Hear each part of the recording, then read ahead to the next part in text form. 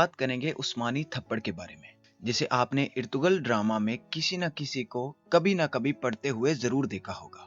आज हम तारीख से ये जानने की कोशिश करेंगे कि आखिर इस उस्मानी थप्पड़ की हकीकत क्या है। नाजरीन, ये एक किस्म की तकनीक है जिसे सल्तनत उस्मानिया के जंगजू जंगों में इस्तेमाल करते थे। वैसे तो ये तकनीक सल्तनत उस्मानिया के कायम होने से भी पहले की है, मगर उस्मानियों ने इसमें चंद तब्दीलियां करके इसे और भी खतरनाक वार में तब्दील कर दिया, जो कि जंगों में बहुत काम आता था। इस थप्पड़ का बुनियादी मकसद अपने दुश्मन को बिना हथियार इस्तेमाल किए खतरनाक अंदाज में हमला करना होता था। सल्तनत उस्मानिया के सिपाही जब लड़ाई के दौरान हथियारों के बगैर हो जाते तो उस्मानी थप्पड़ से ही काम लेते थे, जिससे दुश्मन का दिमाग वक्ती तौर पर सुन्न हो जाता था। उस्मानी थप्पड़ हाथ के दोनों तरफ से लगाया जा सकता है और ये थप्पड़ मारते हुए बाजू को कोहनी से नहीं मोड़ा जाता और कंधे तक बाजू को सीधा करके मारा जाता है, ताकि मारते वक्त पूरी ताकत इस्तेमाल हो। और इस वजह से आवाज भी बहुत जोरदार पैदा होती थी, जिससे दुश्मन कुछ देर के लिए डर जाता था। इसके अलावा यह थप्पड़ कई बार इतने जोरदार अंदाज में मारा जाता कि दुश्मन की खोपड़ी चटक जाती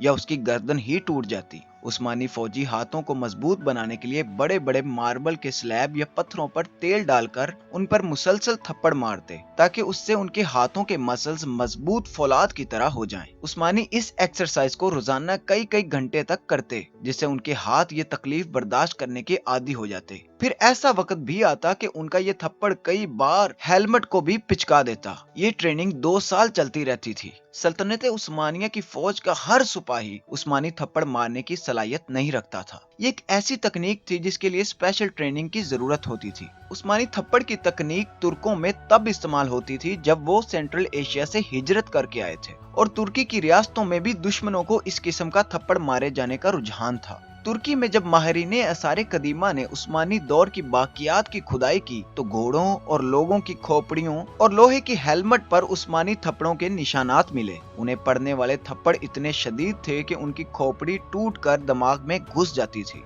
सल्तनत उस्मानिया की लड़ाइयों के दौरान बासी बजूक दस्ता ये थप्पड़ लगाने में सबसे ज्यादा माहिर था। ये उस्मानी फौज का दस्ता रजाकारों पर मुश्तमिल होता था। उन्हें फौजी ट्रेनिंग के लिए बकायदा बैरक्स में नहीं रखा जाता था, इसलिए उन्हें बाशी बजूक कहा जाता था। बाशी बजूक का मतलब गैर मुनज़्ज़म फौज था, और उनका काम ज्यादातर दुश्मन की फौज को खौफनाक करना या अपनी फौज की सप्लाई लाइन को महफूज बनाने का काम था। उस्मानी फौजी दुश्मन के घोड़े को उस्मानी थप्पड़ मारते तो घोड़ा या तो बदक कर अपने सवार को गिरा देता या अपने सवार समेत खुद भी गिर जाता। ये थप्पड़ किसी फौजी की गाल पर लगता तो उसके कानों के पर्दे भी फट जाते थे। लड़ाई के मौका पर यह तकनीक कई बार नाजुक सूरत हाल में बहुत काम आती, ख़ुसूसन जब दुश्मन भारी पड़ रहा हो और उस्मानियों के पास चूंकि दुनिया की सबसे बड़ी स्टैंडिंग फौज थी, यानी वो फौज जिनके पास अपने घोड़े नहीं होते थे, उनके पास अपने हाथों से बढ़कर भरोसा करने वाली कोई चीज नहीं होती थी जिसे वो अपने मुखालिफ को आसानी से दहशतज़दा कर सकें। नाजरीन, अब सवाल ये पैदा होता है कि उस्मानियों ने ये तकनीक कहाँ से सीखी। इस बारे में वाज़िया तारीख मौजूद नहीं है, क्योंकि कराटे के दाव पेच भी इससे मिलते जुलते हैं और वाइकिंग के पास भी इस थप्पड़ का रिवाज था। मगर तारीख की किताबों में ये बात मौजूद है कि वाइकिंग का आमना सामना अनातोलिया में हुआ था, जब वो उस्मानियों पर हमला करने बहरी जहाजों से आए। लेकिन उस्मानियों की शानदार तहजीब देखकर बहुत से वाइकिंग ने अपनी साइड बदल ली और उस्मानियों से जा मिले। आज तुर्कों में जिनके सुर्ख बाल हैं वो वाइकिंग की जीन्स रखते हैं, मसलन लाल तुर्क नस्ल उन्हीं में से है। बहरहाल ये थप्पड़ कुव्वत को एक जगह इकट्ठा करके मुखालिफ पर लगाया जाता, जिससे वो सहम जाता या दहशतज़दा हो जाता था। नाजरीन, नॉलेज कैफे से आज के लिए बस इतना ही। इस तरह की मजीद वीडियोस देखने के लिए हमारे चैनल नॉलेज कैफे को सब्सक्राइब कर लीजिए।